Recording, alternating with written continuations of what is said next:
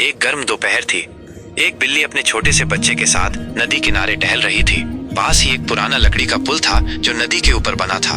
बिल्ली अपने बच्चे के साथ धीरे धीरे उसी पुल पर चढ़ गई। तभी पास की झाड़ियों में कुछ सरसराहट हुई और बिल्ली की नजर वहां चली गई। वो सतर्क होकर झाड़ियों के पास चली गई, लेकिन उसका ध्यान कुछ देर के लिए अपने बच्चे से हट गया। इस बीच उसका नन्हा बच्चा पुल की रेलिंग के पास खेलने लग गया। खेलते खेलते वो बच्चा संतुलन खो बैठा और पुल से नीचे नदी में गिर गया। वो डर के मारे जोर जोर से म्याऊं म्याऊं करने लगा।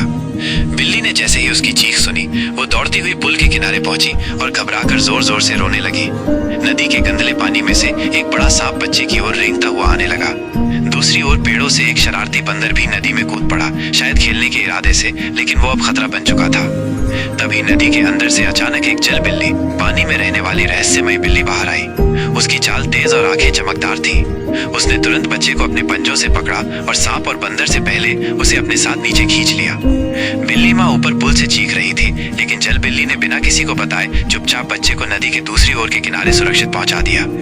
कुछ ही देर में बच्चा सुरक्षित किनारे पर बैठा था और उसकी माँ भागती हुई वहां पहुंची। उसने अपने बच्चे को गले से लगा लिया और चैन की सांस ली। लेकिन इस बहादुर जल बिल्ली के लिए कोई लाइक, सब्सक्राइब या तालियां नहीं थी।